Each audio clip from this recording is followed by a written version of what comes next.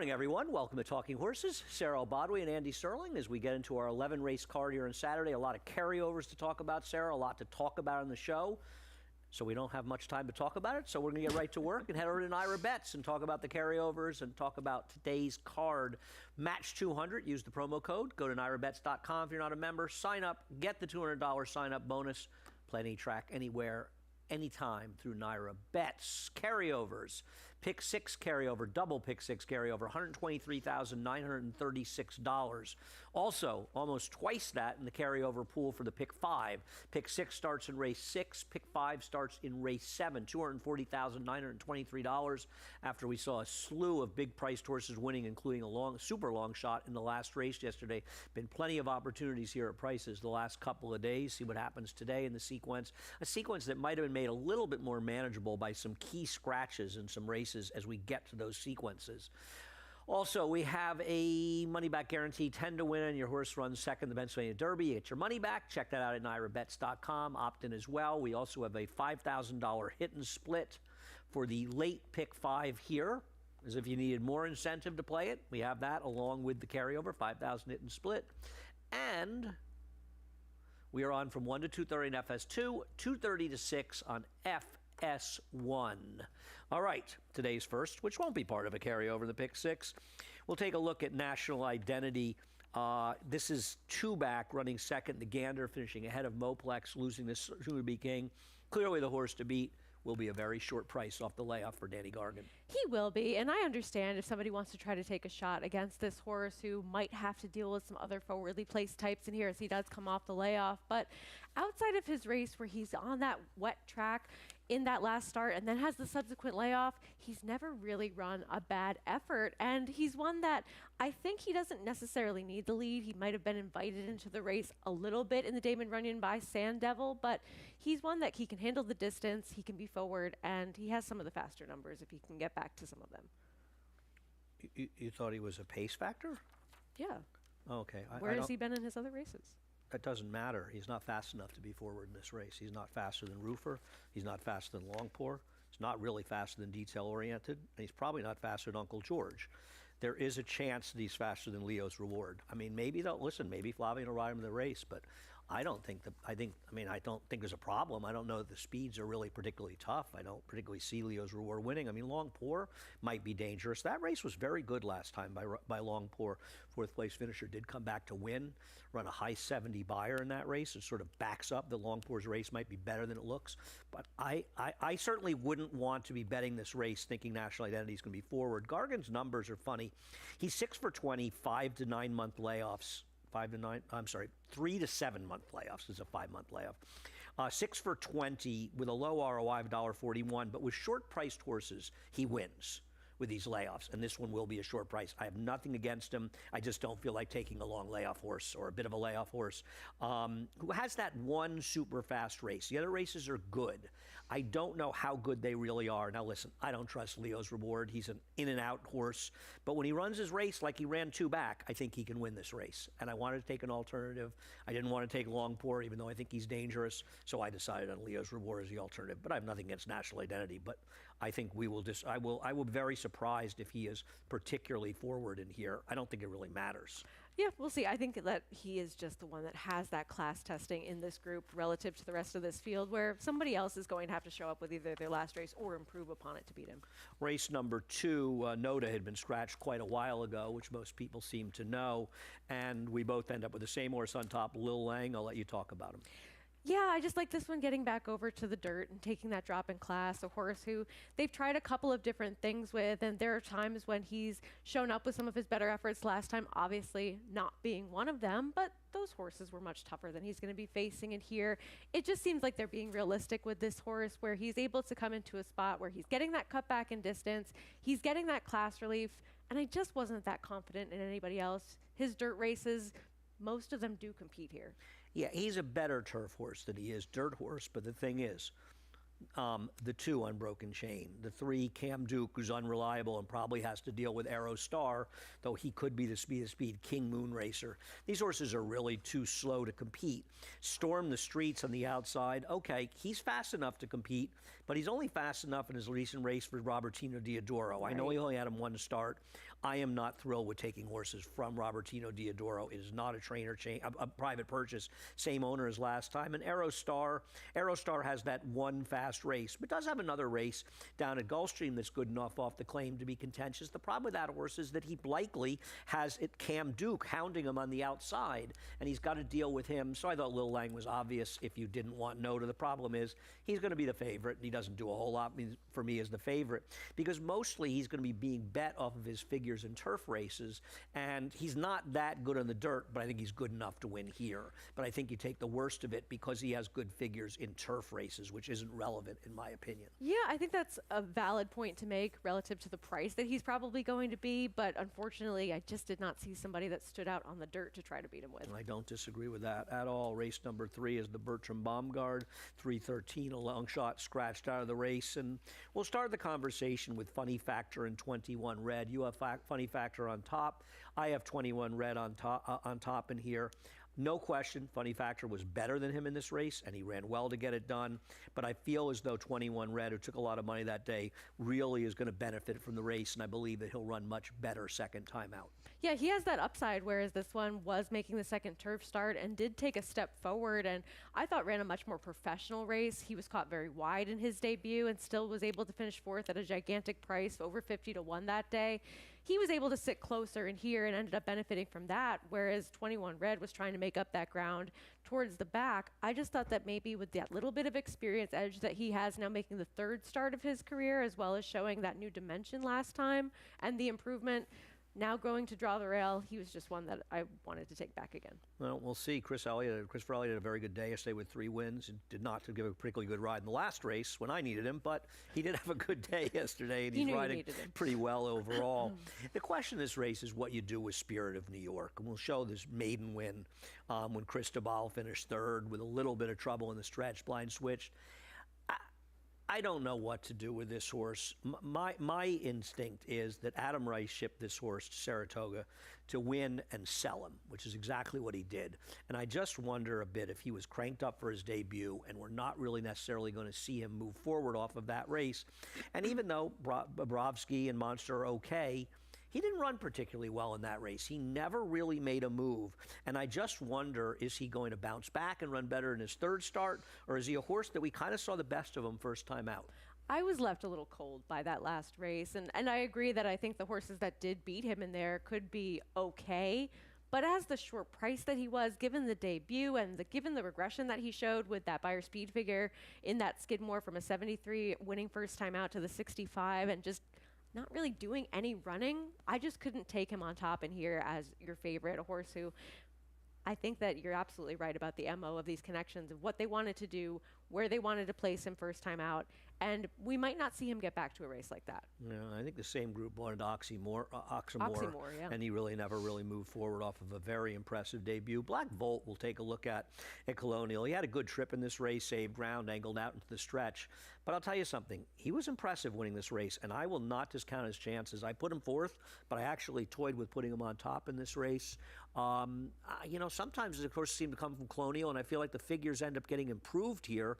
And this horse ran a number, a Beyer figure at least, that makes him very competitive. Time from US has him similarly fast as well, and I think he is far from out of this race. Oh, absolutely. I think that he got a decent trip, able to save ground, angle out for the clear running room, and then kicked on. But he's able to really extend that margin in here, and maybe a question of who he's facing in terms of the relative company to this field. But that turf improvement can't just be completely ignored, and he's one that absolutely has a shot. I think Funny Factor's chances are improved with the scratch of the 1, because unless Johnny's super aggressive with Black Volt, which maybe he will be, Funny Factor might find himself in a situation to try to wire the field, which is just what Christopher Elliott and Jimmy Ryerson did at a big price yesterday. So the scratch actually helps in the 1, not a major contender, but taking out some speed from the race. Race number 4, a lot of guessing in here. I don't have any information. You have gone to the 3. What's the story with Schilling? I just like the workout pattern with this horse. Seems as though this is one that's really getting along well in the morning. And I like that this horse has those faster works, followed up by some that are more of those maintenance types in terms of time.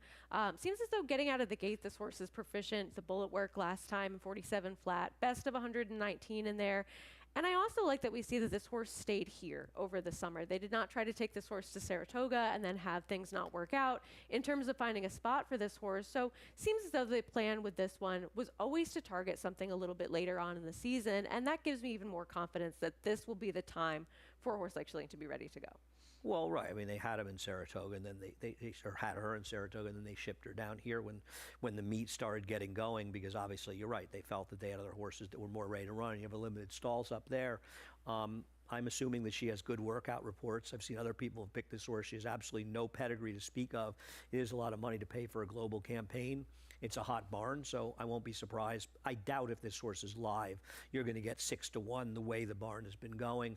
I like the workout, the 2-year-old sales for minute by minute. I have talked to Chad Brown about this horse is a not this time, and maybe 300,000 is cheap for not this time, but I thought this was a very impressive workout. And it's also interesting, it's really much more turf pedigree. It is. Yet Chad Brown decides to run this horse sprinting on the dirt, which I think is a very good sign. In general, the horses coming from Monmouth have done well for this barn, and you're not going to see workout reports for horses coming from Monmouth, so maybe won't take the same kind of money you'll see with workout reports.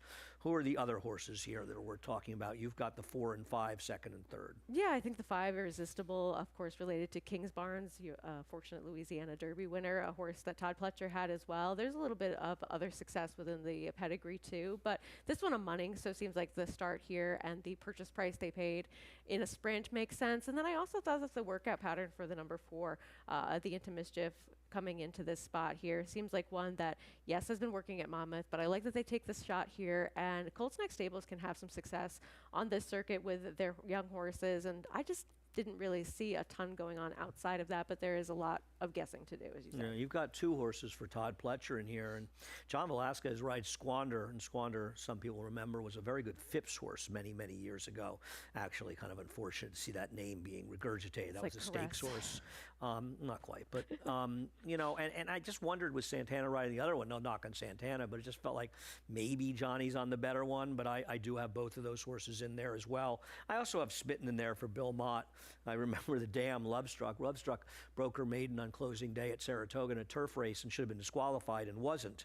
And it was funny because she had fouled a Carryovers horse in a same manner exactly that they disqualified a Carryovers horse on opening day, but they chose to disqualify that horse. It was horse TT trained, ended up being a stakes horse actually in its debut, and they left that one up, Lovestruck. And that was interesting that Mott is running this horse in the dirt because he trained Lovestruck, and she was a turf horse. So I thought it might be kind of a positive sign that horse was on the dirt. We went in different directions, a real guess-a-thon in race 4 with mostly first-time starters. Race number 5, and we'll break after 5, going a mile on the turf. And I'm going to start by showing Wicked Improbable, a horse that you have second and I have third. And this was one of the more incredible losses of the Saratoga season. I mean, this horse really looked like the race was over at every step, got away with a very moderate pace in there, relatively speaking, was on the rail, which was the place to be, and just got nailed at the end. Now, the second place finisher came back to win, improved 3 Beyer points. I'm not going to be surprised he wins today. I wonder, though, is he necessarily going to have as easy a trip on the front end? And if he doesn't, do I really want to take him at the short price that he's likely to be? Because we already saw that trip not necessarily work out for him. And now maybe those horses that did end up running him down are okay quality, but I just did not see things setting up more favorably for him than they did in that spot. And so I couldn't take him on top. But you can't ignore that he has that early speed that is at such a premium around here. And the figure is one that does stand out in this group. So I get it, but I just wanted to try to give somebody who was trying something a little bit different a chance. Yeah, well, tell me about Hellacious. This one stretching out in distance. The turf sprint race I thought was okay, finishing third in there behind Quando, who Quando's had plenty of chances, but he's not without turf ability as he tries to stretch out yet again in here. And I thought that this one might appreciate a little bit more distance coming in. I thought the turf move up was decent enough where this horse really showed a liking for the surface. And that's a number that if he improves a little bit more, getting more distance to work with, I thought that he could be competitive. Todd Pletcher's numbers stretching out on turf and stretching out maiden are pretty pedestrian overall, not horrible, but not particularly good. I like the 3 Disclaimer in this race. Disclaimer, and we'll take a look at his race, ran in the other division the same day that Wicked Improbable did, and he was chasing a pace that was pretty much the same, a little bit faster the first quarter. The difference being, though, that the rail was an advantage this day, and Wicked Improbable never left the rail, whereas Disclaimer was 2 and 3 wide chasing on the outside and never really gave up. The winner, Salmasas, got a perfect trip in here. It was a Chad Brown horse that had a reason to run well. The second horse was another interesting horse. And I thought Disclaimer ran extremely well. And I think between Disclaimer and Wicked Improbable, Disclaimer is the far more likely winner and is a bigger price in the morning line. So I prefer him. What about the 8 Vintage Vino I have second? I'm not sure he's not better than these, but he doesn't seem like he's progressed. And he's also a horse that might be a little bit better with more distance, but he has run proficiently at shorter distances as well. He's one of those ones that I don't want to leave out of my multi-race sequences because he just has that level of consistency that might be more than good enough to win this race, but at the same time, you do start to get a little bit tired of a horse who's had those 7 opportunities, has the 3 second place finishes, and isn't running quite as fast as he was once upon a time. Well, he was against the track 2 races back in his race coming off a 9-month layoff, so I don't think there's anything wrong with that effort at all. And then last time out, he was chasing behind a ridiculously slow pace as well. So I think he is a horse that's been a bit compromised. And see, I just think the 3 is a much more likely winner than the 4 in here. So I'm going to take the 3 and use the 8 as my backup.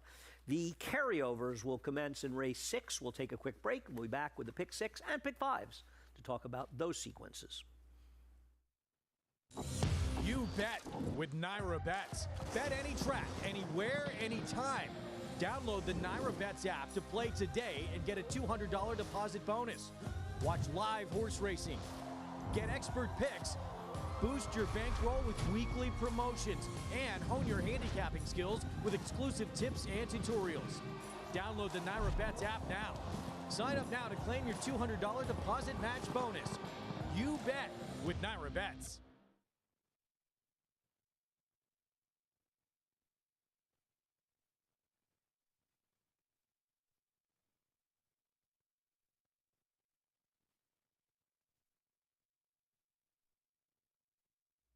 Welcome back to Talking Horses. Sarah Albadwi and Andy Serling. Race number 6 kicks off that pick 6, 123,936 in the carryover, a double carryover. And this is a race that for the pick 6 got significantly easier, or theoretically easier, with a scratch of 3 legitimate contenders in this race. Linda scratched both of them. I think Waja was, to be fair, an actual regulatory vet.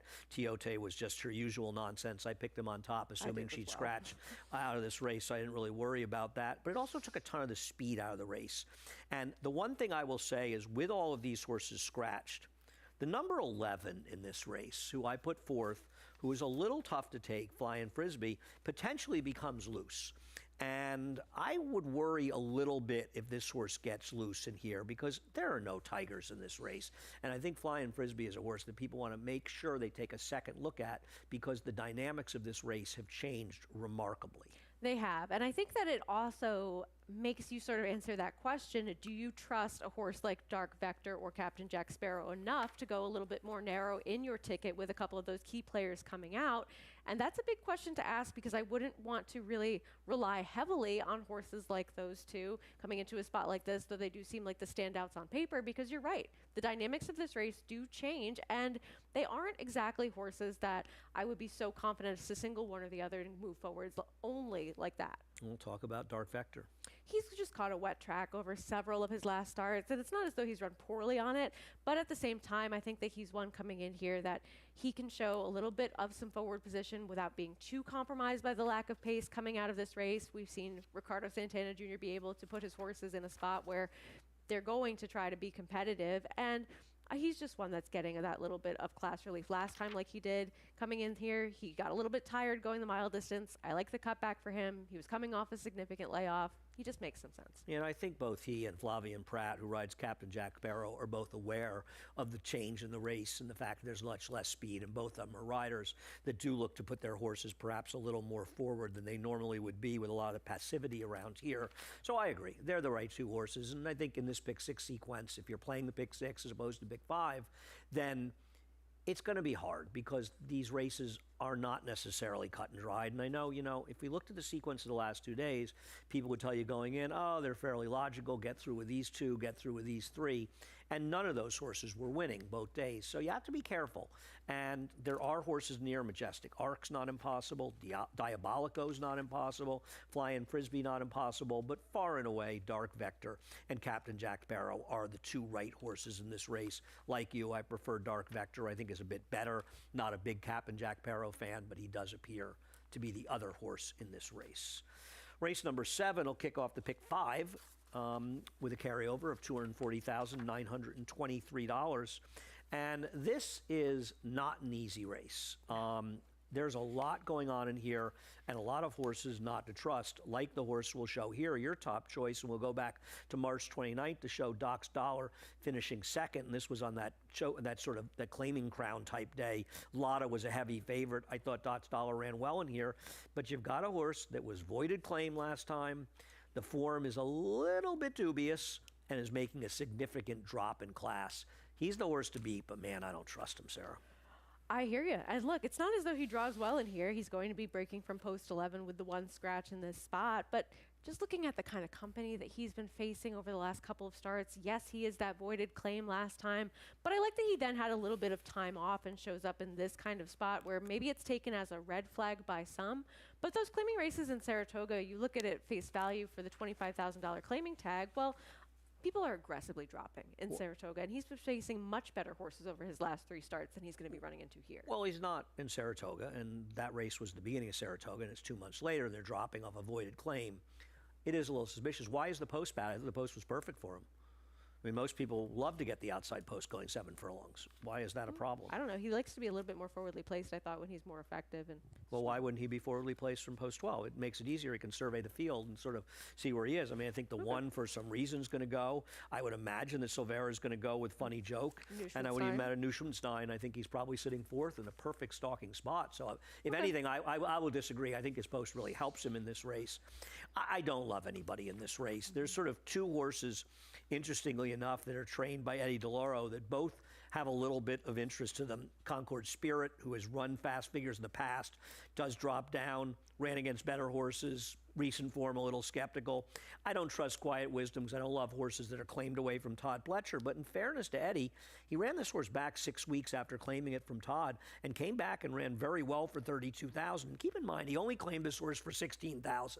So running for $12,500 is not a significant drop. Then he ran against that Winstock race, and he just, I'm sorry, the Winstock race in the slop, he had no chance in there. Went to Finger Lakes. I don't really care about Finger Lakes, ran fine. And last time out, I actually didn't think he ran that badly against tougher horses in there trying to go a mile, cuts back a little bit. I'm going to take a shot with him at a price in a race where, I tell you, Dot's Dollar can win. I don't disagree with you. He's the horse to beat. But I don't want to take him off that drop and the layoff. And Brewpub, who's the second choice, he never wins. Right, exactly. So while, I understand using him somewhere, and listen, yesterday we saw Refuel win, who also never wins. But Brewpub is a tough horse to take, and he's also going out for a barn that has been so pretty cold lately.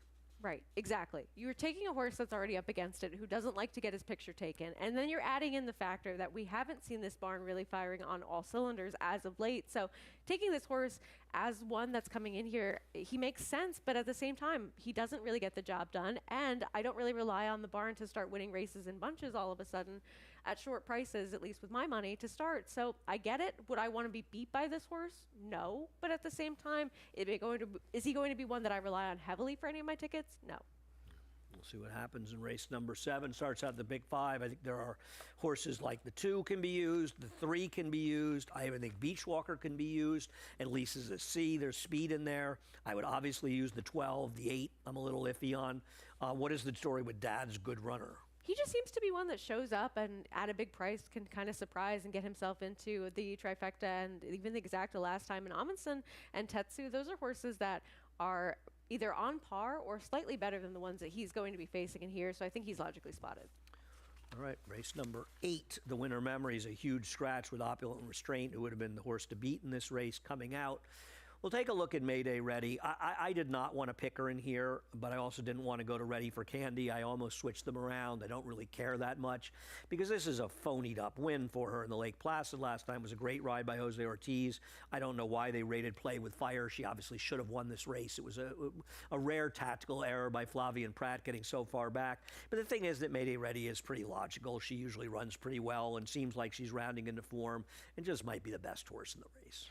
Yeah, I mean, she was such that precocious 2-year-old type and so consistent. And we haven't seen her really go on much from that kind of form, at least in her Beyer speed figures. But at the same time, she was in a spot that she's not a dirt horse, so I can forgive the wonder again. Then she's running against Fiona and Nitrogen, and she had some trouble at the start of that race. And then last time, she was able to have things go her way tactically, but with this opulent restraint coming out of here and being towards the inside ever so slightly of Ready for Candy, I just thought that this was a spot that made a lot of sense for her, a horse that is battle tested, has run in that type of grade 1 company where she's been facing some of the best at times, and this is a little bit of class relief relative to what she's been running against earlier on this year and even last year. I think she's going to have to deal with this horse Ready for Candy, who you don't seem to like in here at all. I mean, this is a horse that was running in stake races and not running battle. You can show the replay, Eddie. I don't have a replay. I'm sorry. I apologize. She's running in stake races last year. She showed some ability, and I know she cruised the front. Her last race was a very, very fast race, and I'm not convinced that she can't duplicate and come back and beat this field. I think she is a major threat. I'm going to be 2-3s in here in the pick 5 for pretty much everything. Maybe a little Griselda we'll get to in a second. Why do you not like Ready for Candy? It was the first time she had really shown that kind of early speed, and it was her coming off of a layoff where that was her 3-year-old debut, and maybe coming in fresh, that was something in terms of dimension that it worked out that day and they do it again. But at the same time, I just wanted to see her use tactics like that more than the one time and coming in and improving off of that 2-year-old form where she's more reliable to do it. I didn't trust her as much to have the kind of early position that we saw from Mayday Ready last time. I could be totally wrong. Okay.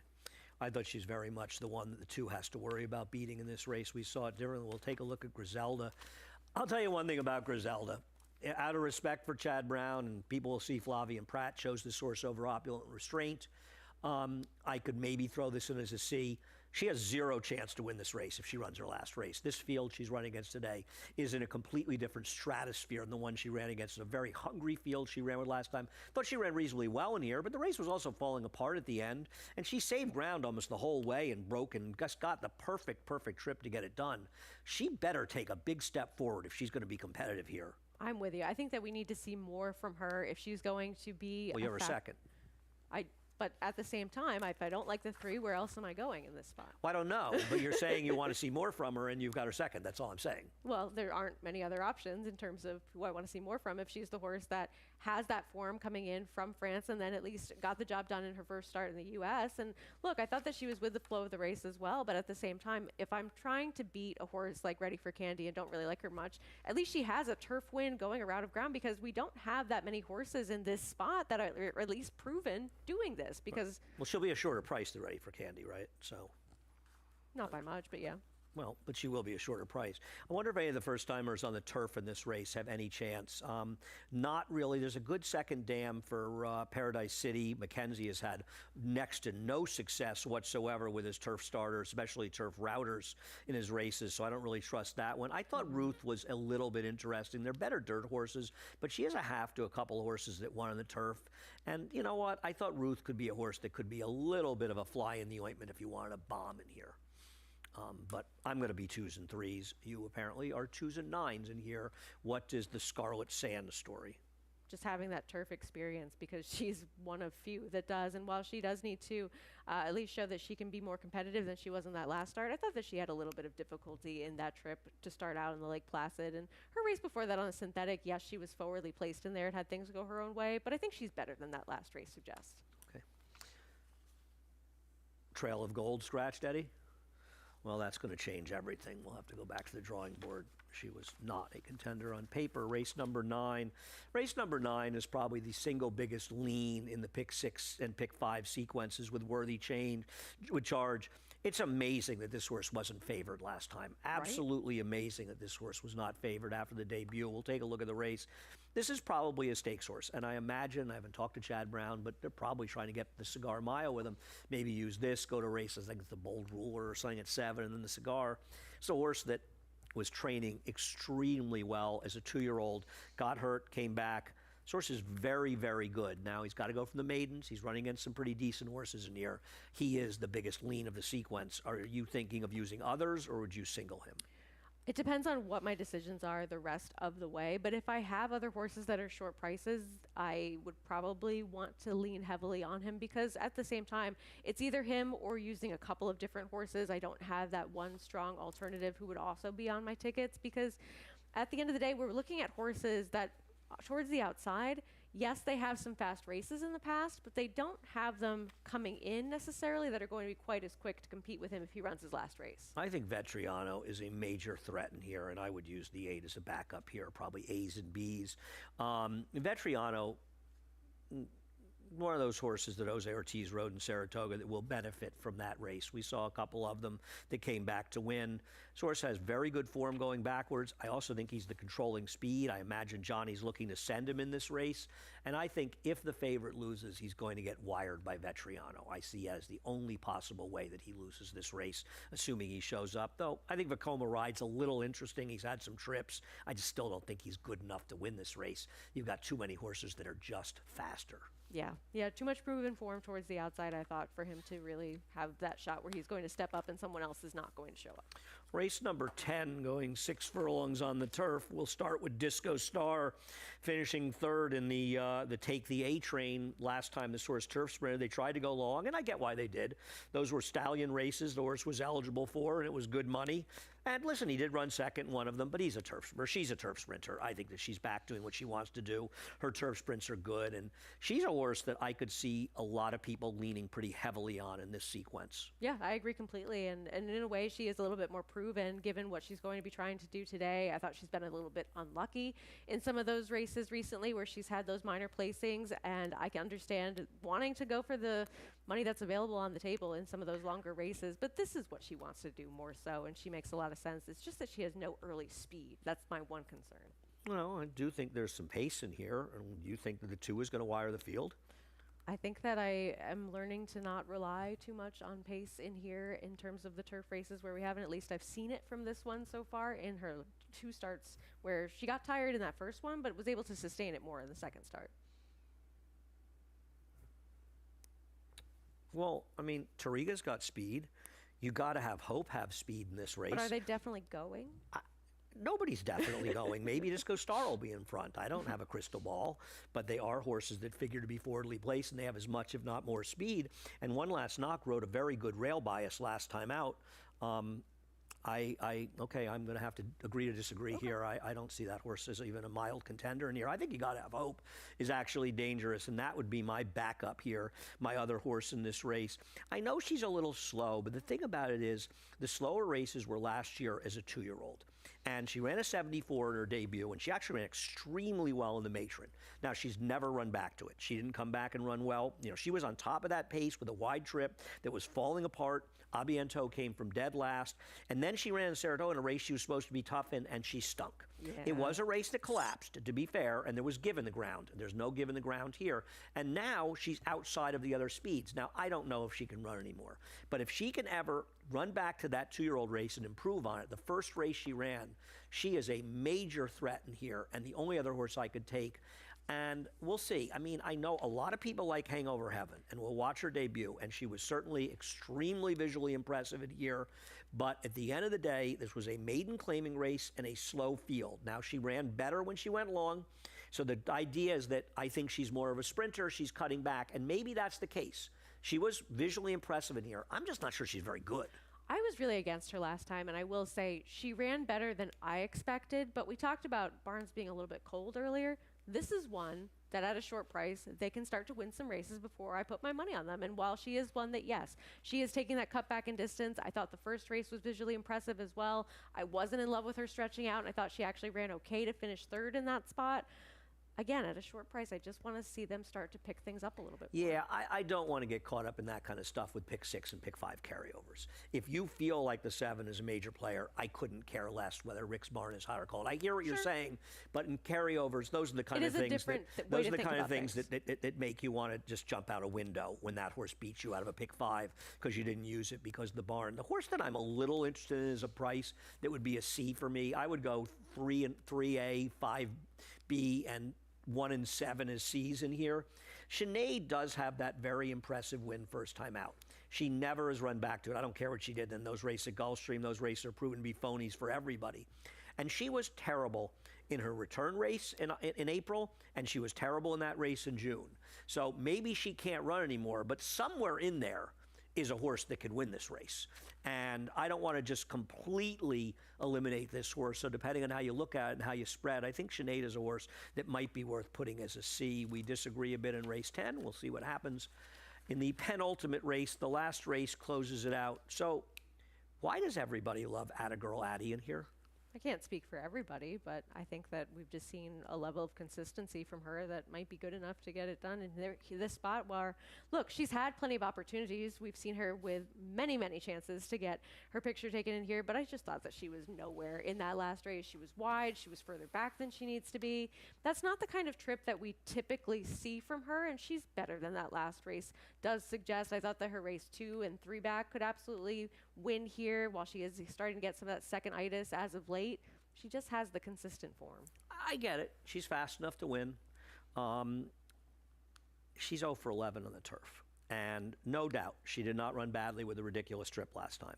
I don't think she ran better than Catholic Addiction, who scratched races 2 back, even though she finished 3 lengths ahead of that horse. I hear you. She would be on my plays. I just think she's going to end up being a fairly short price in here. It just seems everybody likes her. Now, Sarah Lewis Snow. Who's everybody? Every single handicapper in daily racing form picked this horse on top. Really? Anyway, Sarah Lewis Snow, if Sarah Lewis Snow couldn't win with that trip 2 races back, I don't know how she's going to win, and I wonder if you'll see some pressure from horses like Professor Grace or Bank on BB. I just think that she was trying to gifted the race that day, and I'd be inclined to pretty much let Sarah Lewis Snow beat me. At best, I'd squeeze her in as a C. You like her more than I do.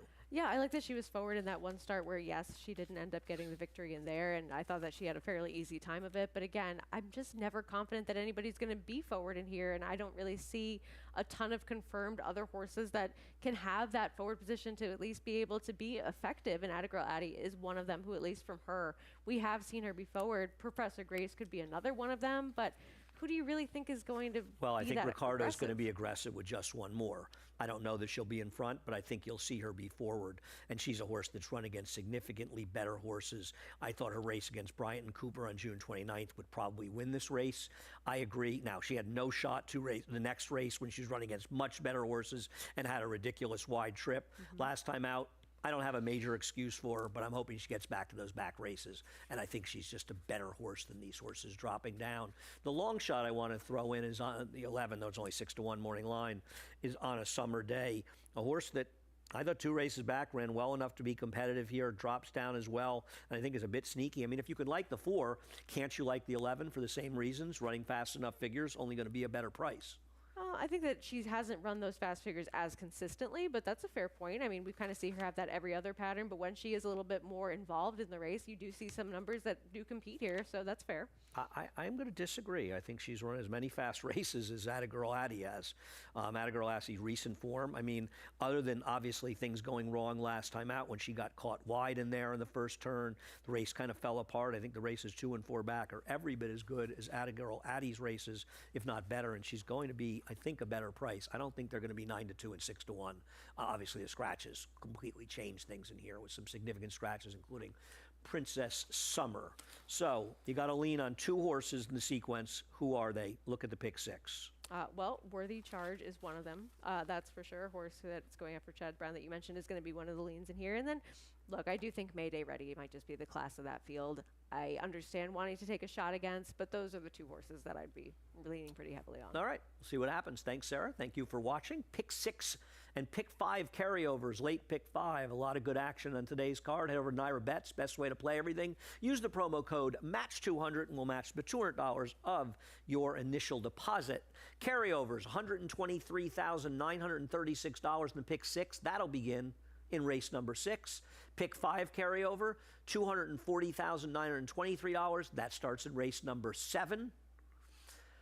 We've got a $10 money back guarantee in the Pennsylvania Derby. Get information on that and opt in at Naira Bets. You've also got to add a little bit more of an incentive playing through Naira Bets, a $5,000 hit and split in the late pick 5 here as well, along with that carryover. Opt in for that at Naira Bets. And we are on from 1 to 2:30 in FS2 and 2:30 to 6 on FS1, covering all the action on today's card. Good luck in the carryovers. Good luck in everything. And Chris Griffin, good luck to you as well. He'll be coming up next with a reprise, the Scratch and Changes. Have a great day. You bet with Naira Bets. Bet any track, anywhere, anytime. Download the Naira Bets app to play today and get a $200 deposit bonus. Watch live horse racing. Get expert picks. Boost your bankroll with weekly promotions and hone your handicapping skills with exclusive tips and tutorials. Download the Naira Bets app now. Sign up now to claim your $200 deposit match bonus. You bet with Naira Bets.